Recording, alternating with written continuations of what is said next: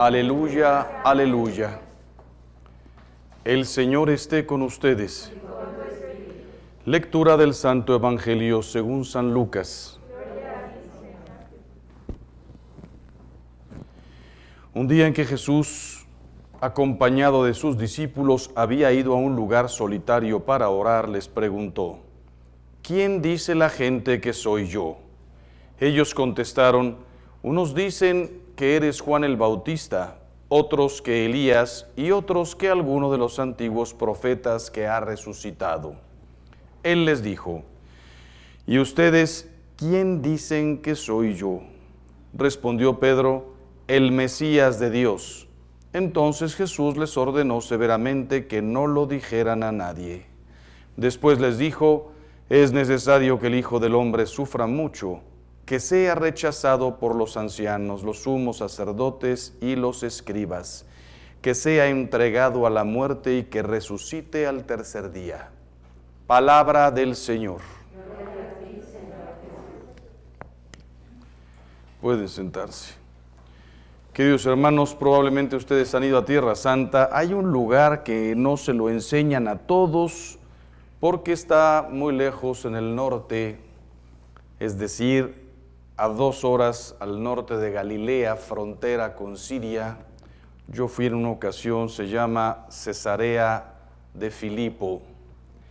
En ese lugar Jesús, delante de unos templos paganos, viendo las representaciones de los dioses, los templos griegos y romanos, ahí, no sabemos la conversación justo antes de decir esto, pero me acuerdo que el guía dijo: ¿por qué escogió Jesús este lugar delante de otros dioses?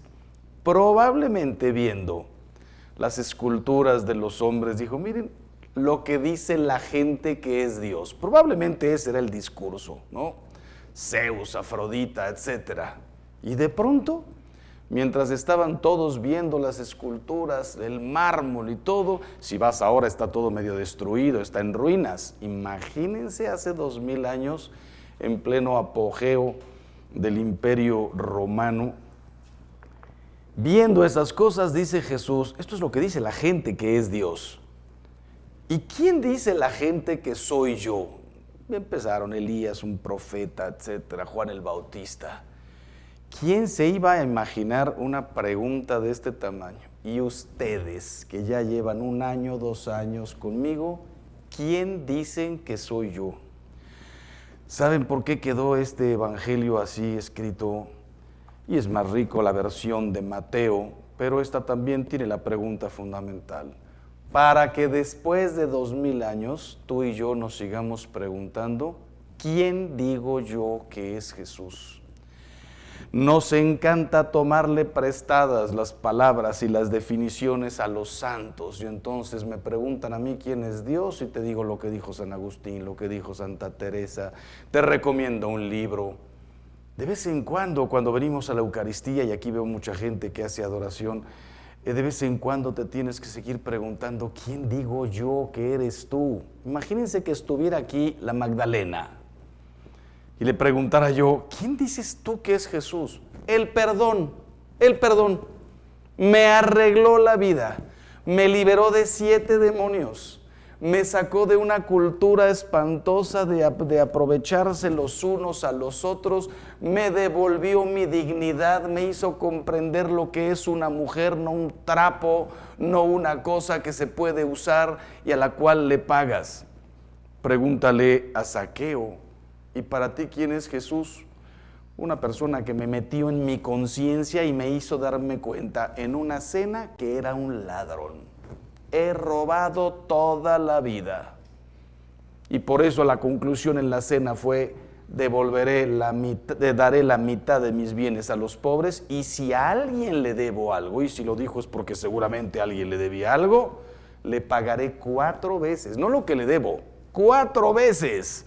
¿Por qué? Porque te lo robé hace 20 años, te quité oportunidades hace 10 años, te debo eso más los intereses. Pregúntale a Herodes: ¿quién es Jesús? Un loco. Pensó que iba a salvar al mundo. Ya lo mandamos golpear, crucificar, un inútil que no servía para nada, quería levantar al pueblo, etcétera, etcétera. Pregúntale a Nietzsche, ¿quién es Dios? Dios ha muerto. Dios ha muerto, Dios no existe. Creencias para que nos portemos bien. Curiosamente, en donde está enterrado Nietzsche, pusieron una lápida que dice, Dios ha muerto, Nietzsche. Y abajito dice, Nietzsche ha muerto, Dios. Nietzsche lo enterramos hace 150 años con toda su porquería de filosofía y Dios sigue guiando la vida de miles de millones de personas. ¿Quién es el que está vivo?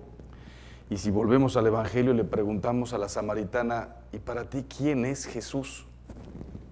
Me metió en mi conciencia y me hizo ver que era una adúltera. 5 matrimonios has tenido, 5 maridos, y el que tienes ahora no es tu marido. ¿A quién se lo habrás robado?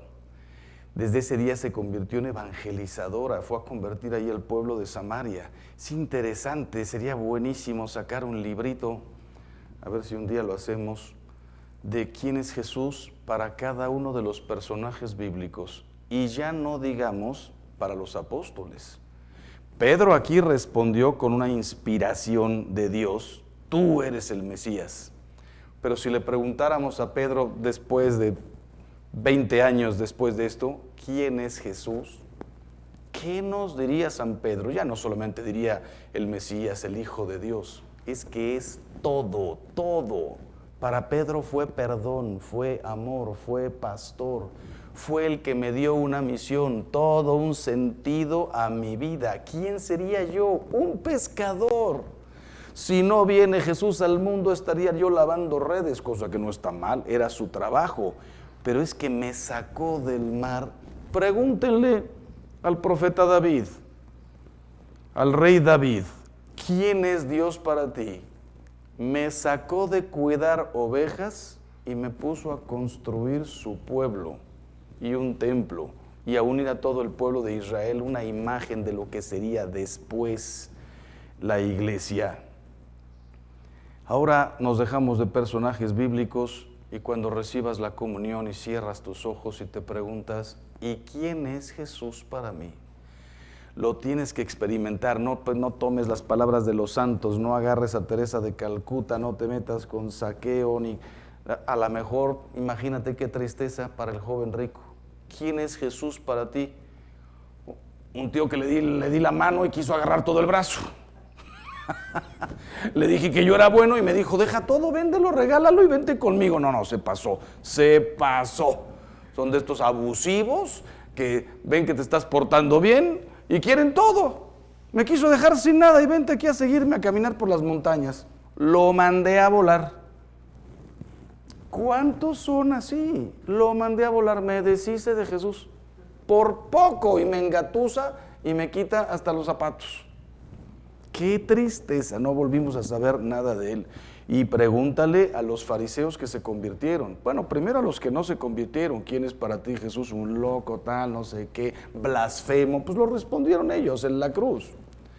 Pero pregúntales a Nicodemo, a José de Arimatea, el que me vino a cambiar toda la mentalidad del ojo por ojo, el diente por diente.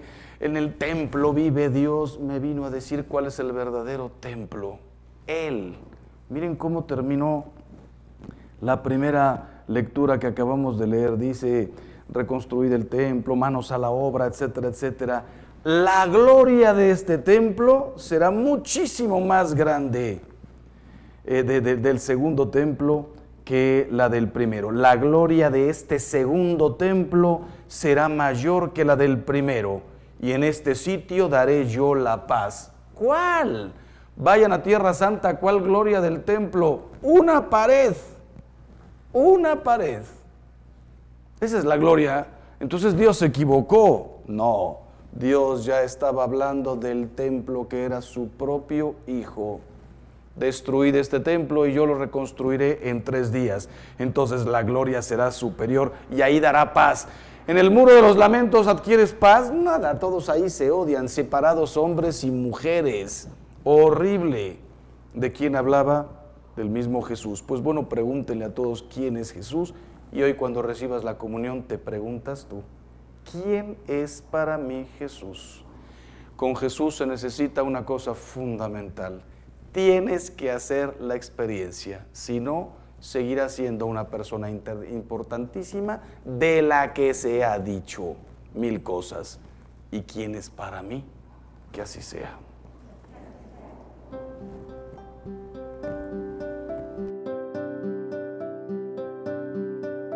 Acepta ser